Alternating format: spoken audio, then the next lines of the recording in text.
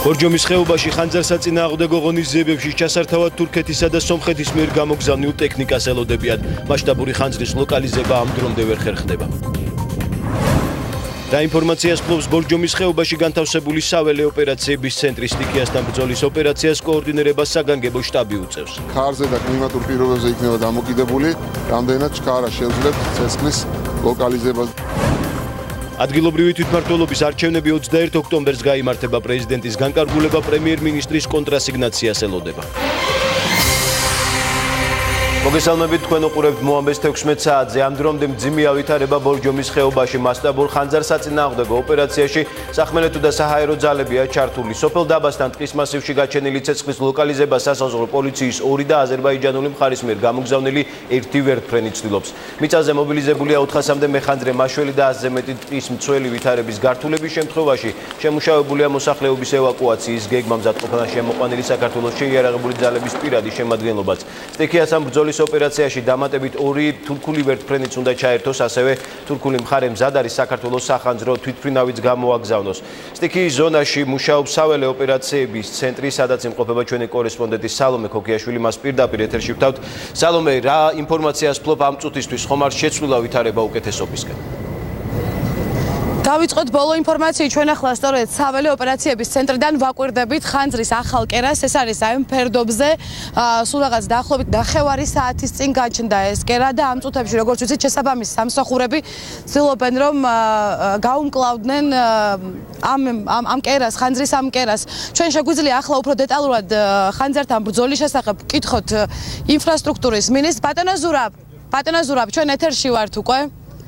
ის ცოტა ხანში შემოგვიერთდება. ალბათ როგორც ვიცით, ახლა ვერტმფრენები ემზადებიან უკვე იმისათვის, რომ მიმოაფრქვიონ წყალი ხანძრის ამ კერაზე. აქ კი უკვე საველე ოპერაციების ცენტრში არის, ეს არის ის ადგილი, საიდანაც პრინციპში იმართება ძირითადად ხანძარი.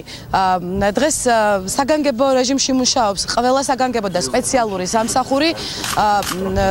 აქ იმყოფება მთავრობა სრული შემადგენლობით. დღეს საგანგებო შტაბის ხდომა გაიმართა, რის შემდეგაც უკვე საქართველოს პრემიერ-მინისტრმა ჩვენთვის გარკვეული განმარტებებიც გააკეთა და მოგვაწოდა ინფორმაცია იმის შესახებ, თუ როგორია ხანძართან ბრძოლის გეგმა. მოგვიანებით გიორგი კვირიკაშვილმა უკვე შინაგან საქმეთა მინისტრთან ერთად დაათვალიერა სწორედ ეს ცენტრი, სადაც ჩვენ ვიმყოფებით და მიიღო დამატებით ინფორმაცია. დღეს პრემიერ-მინისტრმა გითხრა ისიც, რომ მოთხოვნა აბსოლუტურად ყველა ქვეყანასთან არის გაგზავნილი დამატებითი ძალების თაობაზე და გარდა ამისა გითხრა ისიც, რომ საქართველოში ელოდებიან დამატებით ცოცხალ ძალას სომხეთიდან და აზერბაიჯანიდან.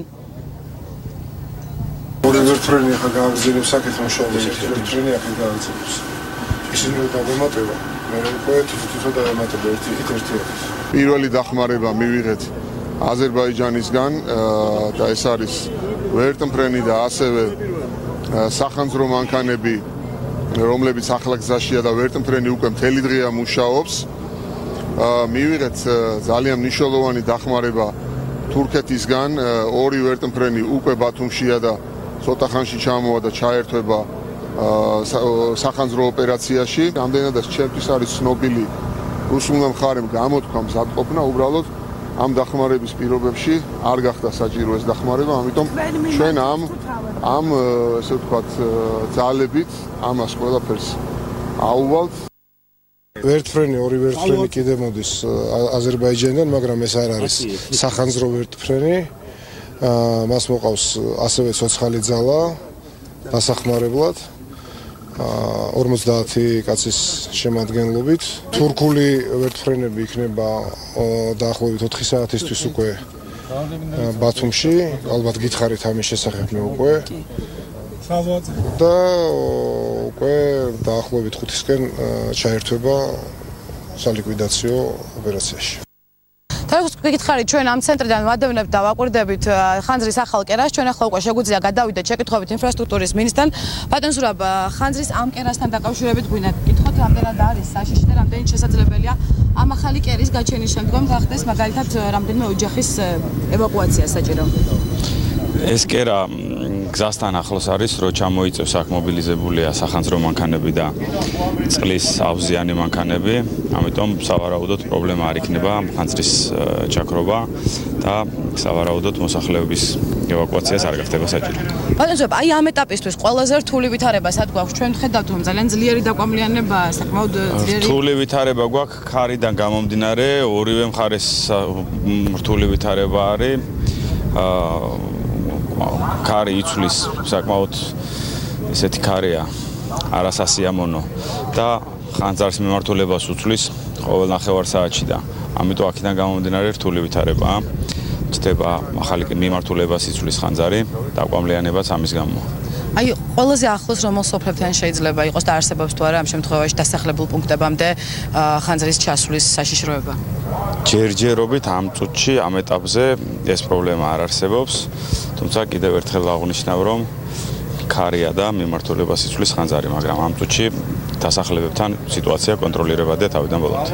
ბატონო, როგორც ვიცით, რამდენიმე ასეული, მაშველი და მეტყობა მონაწილეობს ხანძრის წინააღმდეგ ბრძოლის საკმაოდ რთულ სამუშაოებში, გარდა ამისა არაერთი ერთეული ძიმე ტექნიკა და ვიცით, რომ ყველაფერი იმართება სწორედ ამ შტაბიდან. თუ შეგიძლიათ გვაჩვენოთ, ჩვენ ვიცით, რომ გაქვთ გარკვეული ინტერაქტიული გეგმა და დაგვათვალიერებინოთ ის შტაბი, საიდანაც იმართება პრინციპში ხანძარი. აი, რა ხდება აქ ეს რომ გითხრათ?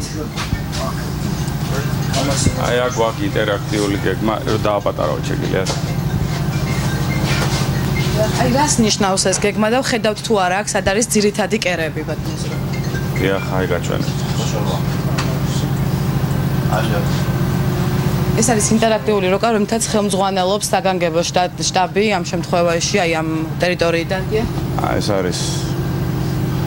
არის წაღვერის მხარეს. ეს არის ცენტრალური ნაწილი. აქ თითქმის ხანძარი უკვე ჩამქრალია, ეს ძველი გადამწვარი ტერიტორია იყო და აქედან გამომდინარე აქ თითქმის დიდი პრობლემა აქ არ არის. ეს არის უკვე ბორჯომის მხარეს რომ მივდივართ, ეს მიმართულება არის.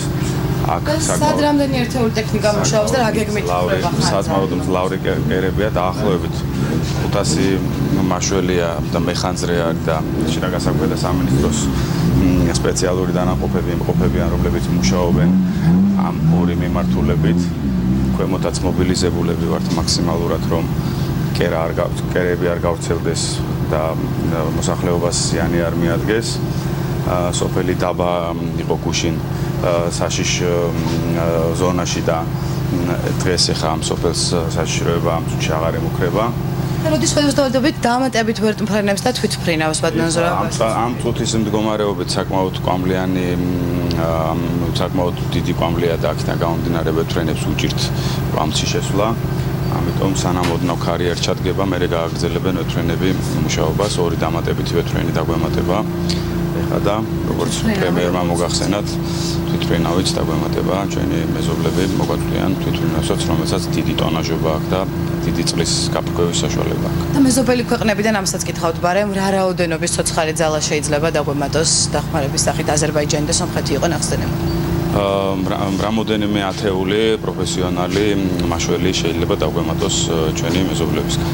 უღრმესი მადლობა სპეციალურად მოამბის მაყურებლისთვის ინფრასტრუქტურული განვითარების მინისტრი ზურაბ ალავიძე საუბრობდა ხანძრის ლიკვიდაციისა და ლოკალიზაციის გეგმის დეტალებზე. ჩვენ ახლა შეგვიძლია ვნახოთ რა ხდება უკვე ამ ახალ კერასთან, რომელიც ცოტა ხნის წინ გაჩნდა, როგორც გვეკითხარით, მიემართებიან იქითკენ უკვე სპეციალური სამსახურების წარმომადგენლები და სავარაუდოდ ისინი როგორც ჩვენ გვეუბნებიან, მალე მიაღწევენ ხანძრის კერამდე. ამას როგორც თქვენ უკვე მოისმინეთ, ამ ეტაპზე არ არსებობს იმის აუცილებლობა, როგორც გვეუბნებიან საბამის სამსახურები, რომ მოსახლეობამ ჯერჯერობით საკუთარი სახლები დატოვოს, თუმცა ხანძარი კვლავინდებურად მძვინვარებს. უკვე მესამე დღეა. მადლობა სალომე, ეს სალომე ქოქიაშვილი იყო, რომელიც საველე ოპერაციების ცენტრის ტერიტორიიდან გვერდებოდა, როგორც აღინიშნა რთული რელიეფისა და ძლიერი ქარის გამო, ასევე ძლიერი დაკვამლიანების გამო, ხანძარსაწინააღმდეგო ღონისძიებები სტიქიის ზონაში გართულებულია. სტიქიის ზონაში ჩვენი მეორე გადამღები ჯგუფიც მუშაობს, ნოდარ ჩაჩოა მოგვაწვდის ახლა უახლეს ინფორმაციას პირდაპირ ეთერში. ნოდარ, რა ვითარება არის ადგილზე ამ დროისთვის, იქ სადაც ჩვენ იმყოფებით? ვასილ, ჩვენ ახლა ვიმყოფებით წაღორში, სადაც იმყოფება საგანგებო შტაბი, განთავსებულია საგანგებო შტაბი. აქ შეიძლება ითქვას, რომ მდგომარეობა საკმაოდ მძიმეა, უკვე თვალთლივ ჩანს მთებზე ის ცეცხლის კერები, რომლებიც რთული სათქმელია, ეს არის ცეცხლის ახალი კერა, თუ ეს არის უკვე არსებული ძველი კერა, რომლის ზედაპირული ჩაქრობა მოხდა გარკვეული პერიოდის განმავლობაში და ამის შემდეგ კი მძიმე მეტეოროლოგიური პირობების გამო, ანუ იგულისხმება სიმშრალე და ასევე ქარის გამო ისევ ალდა. რაც შეეხება თავად მოსახლეობის წარმომადგენლება, მათ იციან, რომ ამ დროისთვის არ დგას ევაკუაციის საჭიროება, თუმცა არსებული გეგმა საგანგებო შტაბს უკვე აქვს, მაგრამ ისინი მაინც შეშინებულები არიან პანიკაში, როგორც თავად აცხადებენ, საკმაოდ ძლიერია დაკვამლიანება, ასევე ფერფლი, რომელიც მთიდან მოდის, შესაბამისად მათ არ იციან როგორ მოიქცნენ, როგორც თავად აცხადებენ, ასევე დამსვენებლების დიდმა ნაწილმა უკვე ტერიტორიას დატოვა.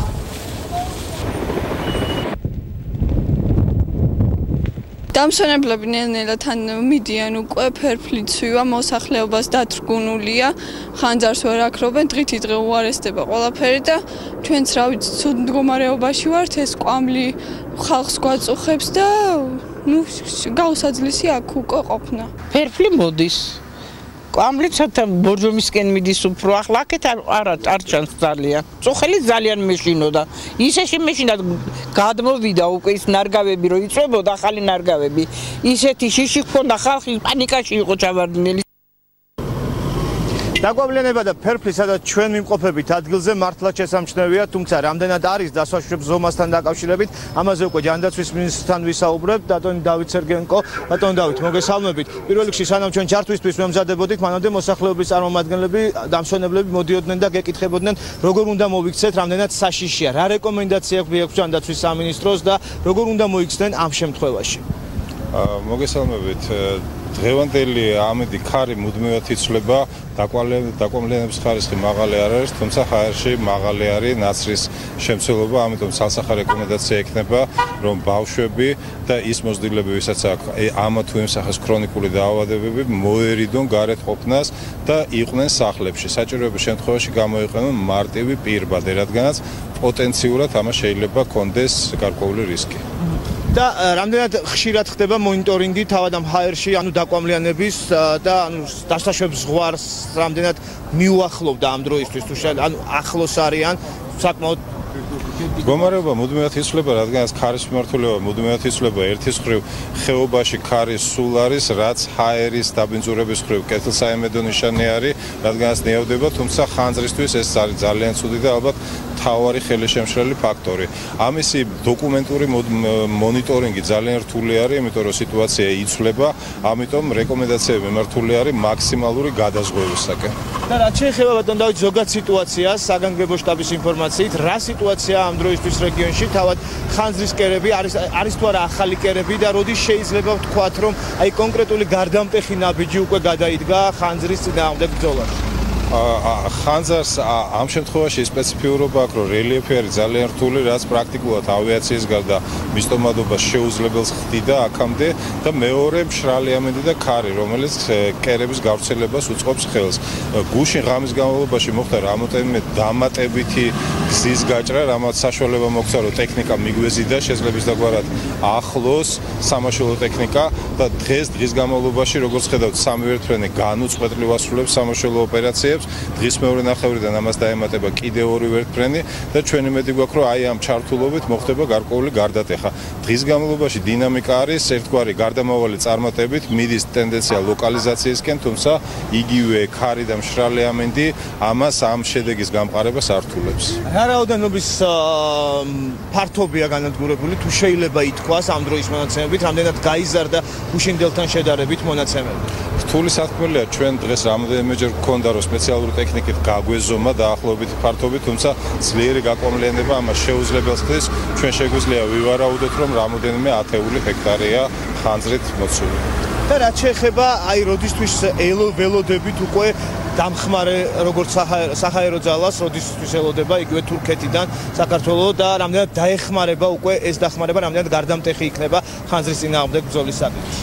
დღის მეორე ნახევარში დაემატება უკვე სულ უახლოეს საათებში ორი დამატებითი ვერტმფრენი და ჩვენ ვფიქრობთ, რომ საღამოს, ოღონდ ჯერ ცნობილი არ არის ამ საღამოსო შეძლებს პირველი ოპერაციის განხორციელებას თუ არა, დაემატება მძლავრი სპეციალურად აღჭურვილი თვითმფრინავი, რომელსაც ბევრად მეტი პოტენციალი აქვს ცეცხლსაქრობი ვიდრე ვერტმფრენებს. ძალიან დიდი მადლობა დავით სერგეენკო იყო პირდაპირ ეთერში იმ რეკომენდაციებთან დაკავშირებით პირველ რიგში, რომელიც მოსახლეობას აინტერესებს და რაიმე სახის განსაკუთრებულ რეკომენდაციებზე ჯანდაცვის სამინისტრო ჯერჯერობით არსაუბრობს, როგორც მინისტრმა განაცხადა სულ ცოტა ხნის წინ, თქვენც მოისმინეთ.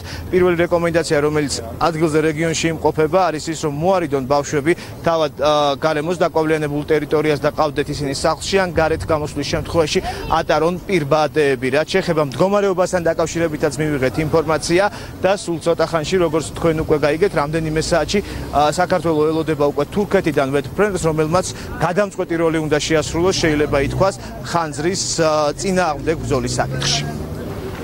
მადლობა ნოდარ ჩაჩუა საუბრობდა მოამბის პირდაპირ ეთერში. მასშტაბური ხანძრის სალიკვიდაციო სამუშაოები ბორჯომის ხეობაში მთელი ღამის განმავლობაში გრძელდებოდა უკვე დილიდან განაახლეს სამუშაოები საქართველოსა და აზერბაიჯანის ვერტმფრენებმა. ბორჯომის ხეობაში სოფელ დაბასთან ხანძარი პირველად 3 დღის წინ გაჩნდა. რთული მეტეოროლოგიური პირობებისა და ძნელად მისადგომი რელიეფის გამო მეხანძრე მაშველებს ცეცხლთან გამკლავება გაუჭირდათ. მასშტაბური ხანძრის ლოკალიზება გუშინ შუა დღისთვის მოხერხდა, თუმცა ძლიერი ქარის გამო ცეცხლი კვლავ გააქტიურდა და პირველად არეალზე მეტი ფართობიც მოიცვა. ამ ეტაპზე სტიქიის ზონის პერიმეტრი რამდენიმე 10 კილომეტრზეა გადაჭიმული და 10-ზე მეტი ჰექტარი ფართობი აქვს მოცული. ცეცხლის ახალი კერები სოფელი დავის მოსახლეობამ დაახლოებით 13 საათისა თუ შენიშნა.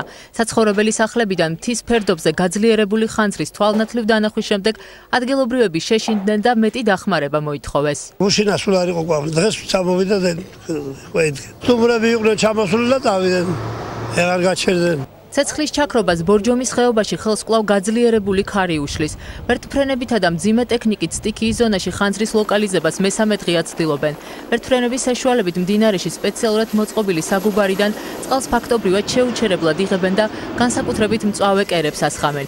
იმისათვის, რომ მძიმე ტექნიკას ცეცხლთან მიახლოება მოეხერხებინა, საჭირო გახდა თროთის მთაზე დამატებით 5 კილომეტრიანი გზის გაჭრაც. ხელისუფლების წარმომადგენელთა განცხადებით ხანძრის ლოკალიზებაში 400-მდე მეხანძრე მაშველი, 100 მეტი ტყის მცველი, შინაგან საქმეთა სამინისტროს განსაკუთრებულ დავალებათა დეპარტამენტის 500 თანამშრომელი და ათეულობით მძიმე ტექნიკაა ჩართული, რომელთა მობილიზებაც საქართველოს სხვადასხვა რეგიონიდან განხორციელდა. გუშინ ცეცხლი ჩაქრობილი იყო, შემდგომ ამოვარდინმა ქარმა ახლიდან გააღვივა.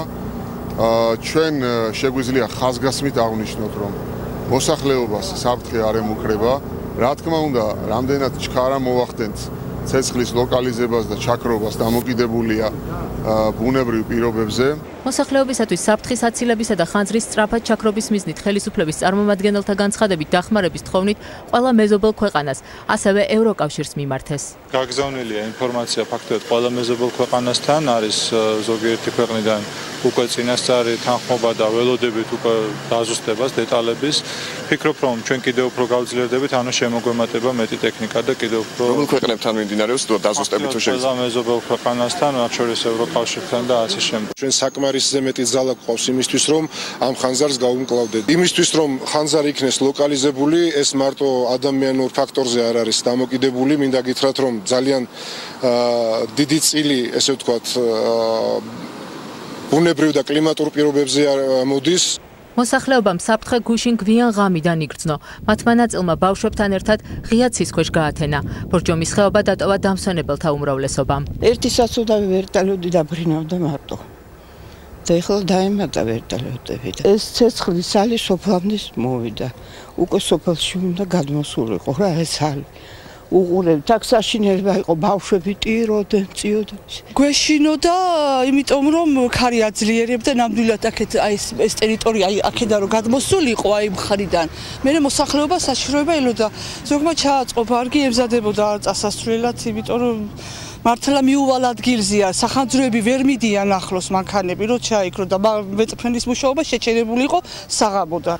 არსებობდა საფრთხე იმისა, რომ ხანძარი გაზგაყვანილობის მილებს და ელექტროგადამცემ ხაზებს დააზიანებდა, თუმცა ამ მხრივ პრობლემები არ შექმნილა. ხელისუფლების წარმომადგენლებს ადგილობრივების ევაკუაციის გადაწყვეტილება არ მიუღიათ. მათი განცხადებით ამის საჭიროება არ შექმნილა. არსებობს მზადყოფნა და სამოქმედო გეგმა, რომ საჭიროების შემთხვევაში მოხდეს სრული პრევენცია და მოსახლეობის გაყვანა, თუმცა ამ ეტაპზე ცალსახად ამის საშიშროება არ არსებობს და არავინ აპირებს იმის რისკზე წასვლას, რომ მოსახლეობა საფრთხე შეუქმნას. თუ საჭირო გახდა, რა თქმა უნდა, ევაკუაცია განხორციელდება. ჩვენი კუთხით თვითონ სოფელი დაბა არის უსაფრთხოდ. დენის მიწოდება და გაზის მიწოდება სტაბილურია. ბორჯომის ხეობაში სოფელ დაბასთან ხანძარი 20 აგვისტოს 2008 წლის რუსეთ-საქართველოს ომის დროს გადამწვარ ტერიტორიაზე გაჩნდა.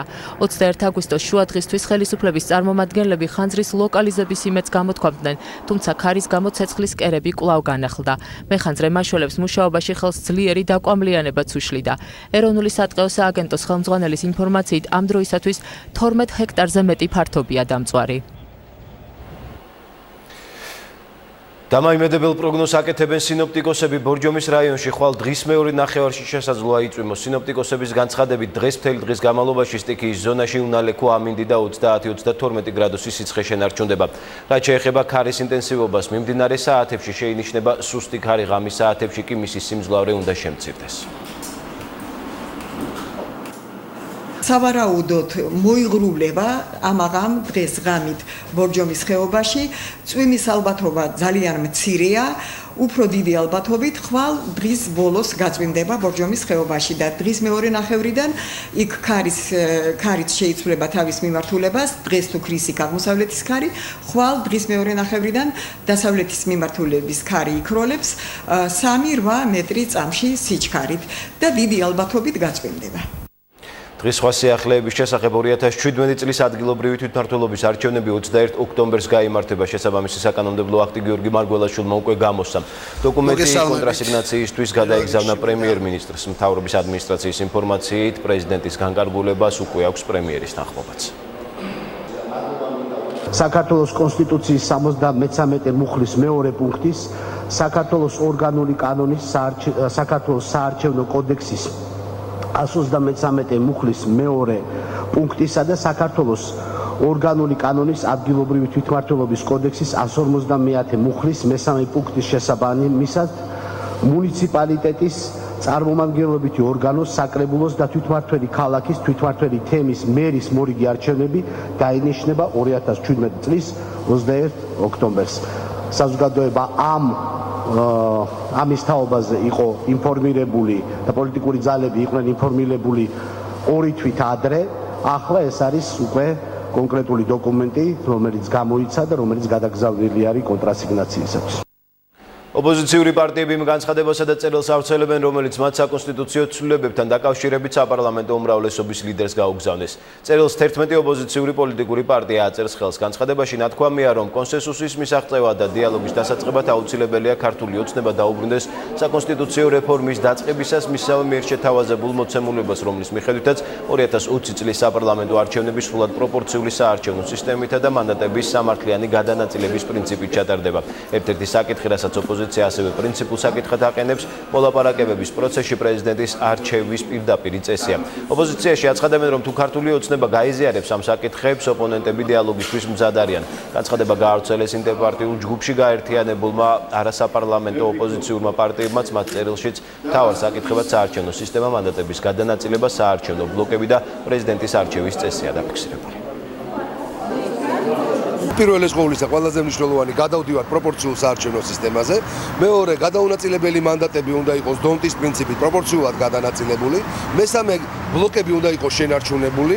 მეოთხე, ეს უნდა იყოს ბარიერი 5-დან 3%-მდე დაწეული და რაც ძალიან მნიშვნელოვანი საკითხია, პრეზიდენტის პირდაპირი არჩევის წესი უნდა იყოს სამუდამოდ განსაზღვრული კონსტიტუციაში. კიდევ ერთხელ ასე ვთქვათ, გადაუგზავნით და განუმარტავთ, იმედია ეს ყველაფერი იქნება საკმარისი იმისთვის, რომ მათ ერთხელ და საბოლოოდ ჩამოაყალიბონ თავის პოზიცია და ამ კვირის განმავლობაში შეგვატყობინონ თუ რა პოზიციაზეა უმრავლესობა და ქართული ოცნება. ჩვენთვის გამოგზავნილი მოთხოვნების ნაწილი თვითონ ჩვენი მხრიდანაც დაფიქსირდა როგორც ასე ვთქვათ დისკუსიისთვის გახსნილი თემები, მათ შორის მაგალითად საარჩევნო ბარიერი მომავალი 2020 წლის არჩევნებისთვის, რაც შეეხება სხვა საკითხებს, ჩვენ როგორც ქონდა ნათქვამი, მოვაგროვეთ ის ასე ვთქვათ მოსაზრებები და მოთხოვნები, რომელიც სხვადასხვა პარტიიდან მოდიოდა, ახლა უკვე ჩვენ გვექნება შიდა კონსულტაციები და მხოლოდ ამის შემდგომ გვექნება უკვე კონკრეტული პასუხები.